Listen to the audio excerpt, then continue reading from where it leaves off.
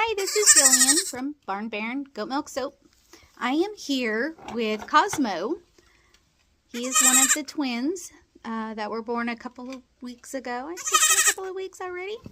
Anyway, I'm just taking a few minute break while the goats are out grazing on the leaves out in the front yard and stealing some loves from the little boy. I did have his sister also, but she got a little too squirrely for me, so I had to let her down. So this guy's yelling because, you know, it's not that he wants his mama, it's that he wants his sister. Seems like when they have siblings, they seem to be more bonded with the sibling rather than the mama. Anyway, so I was just going to talk about, I don't know, goats. Goats are scary, you know, because they say that goats are hardy and, you know, they can eat anything and they, I don't know, just that they're hardy. But the thing with goats is they're fragile in the way that they hide their illnesses until it's too late. And I was just reading, I'm part of some different groups on Facebook, Goat Emergencies and that kind of stuff. And they're some of the ones, like I am part of one that is run by vets, but I am also part of one that's run by educated farmers who do their research and have documentation to support. But it's farmers helping farmers. So you have this support system, which is very, very handy. I mean, I was on there and I learned so much before I even got my first goat. But, and I'm constantly, you know, reading people's posts because it gives me scenarios. It helps me understand what could possibly go wrong and, you know, what to look for. Because sometimes you think that a symptom is nothing, but it ends up turning out to be something life-threatening. So, anyway, goats they're just fragile in the way that they hide their illnesses until it's too late. And then usually by the time you see them, they're about to die. So it's so important that you're doing routine checks on your goats. You're looking for behavior changes. You're looking for abnormalities in the inner lid, discoloration of the inner lid, the gums. You're looking for any swelling, the shininess of their coat, the way that they walk, their behavior. Are they pressing their head against the wall? Are they stomping their feet? Are they not wanting to stand? There's so many different things that you can look for, but it's so important to know your goats so that if anything is off, even the slightest, it gives you a clue that something might be wrong, and then you can do some further investigating as to what it could be and possibly treat it. There's so many different ways that you can take care of your goats. Sorry, I'm fiddling with the camera for a second because I'm doing this one-handed. Because my other hand is very occupied with this very sleepy little boy. Yes, he's cute with them blue eyes. Anyway, you can raise your goats commercially. You can raise them holistically. You can raise them naturally, organically. You can raise them like you don't give a, or you can raise them as pets.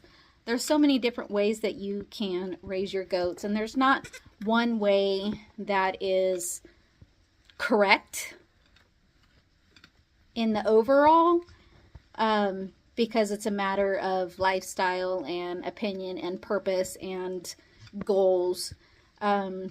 You see a lot of debate about whether somebody wants to raise their goats naturally, whether a holistic goat tender is, does that include any Western medicine? Is it only herbals and tinctures and such.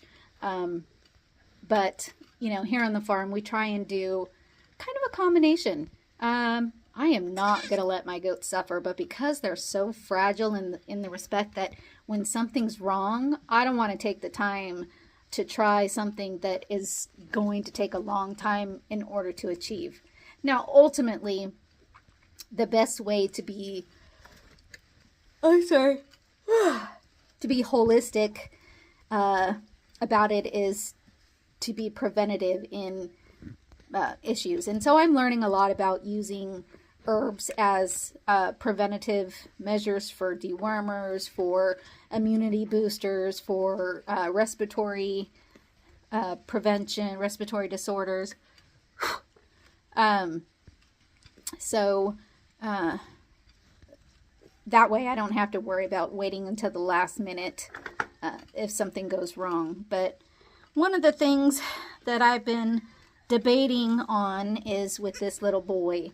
So there's a couple different ways that you can go through castration, and I hear my buck over there wooing a girl. It's pretty funny. Anyway, there's a few different ways that you can go about castration. One is the old way of banding the testicles. The other way is surgical intervention. Do you hear him? Oh my gosh, I wish you guys could hear this boy blubbering. When they're when bucks woo girls, they blubber at them. They make these noises, and it's super, super funny. Come on, Aurora! Anyway, so I'm debating whether or not I'm going to weather this boy. That means to make it so that he can't breed successfully. You can ban them by putting the rubber band around their testicles and cutting off blood supply circulation so the testicles fall off and the scrotum falls off. You could do a surgical castration, which is you take them into the vet and they put them under and they surgically cut and sew up. And the way that I know of, hold on, buddy. Just a few minutes, and then I'll let you go. I know you see your mom and sister, but hold on. The last way is called a barbizo, and that's the method that I have chosen to use. And it's a 5-second clamp on the vesicles, so that the blood supply to the testicles dies off, and the testes just shrivel up.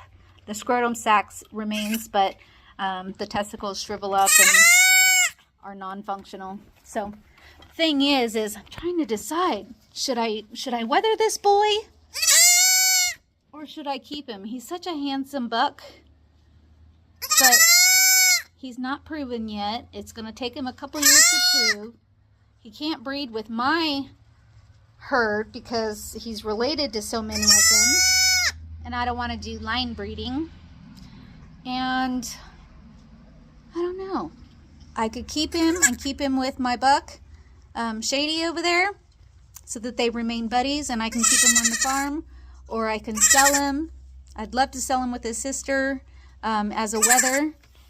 I don't know. But I think the best time to weather them is when they're really young like this. It makes it so much easier to clamp them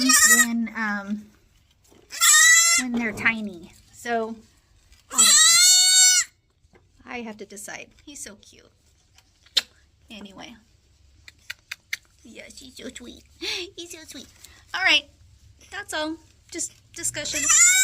Am I going to be weathering him, or am I going to let him live out his life blubbering like an idiot to girls? Okay. Bye, buddy. Bye. Okay, run off. See, now you want to stay with me, huh? Because the rocking chair is nice. You want to run off and find your mom and your sister?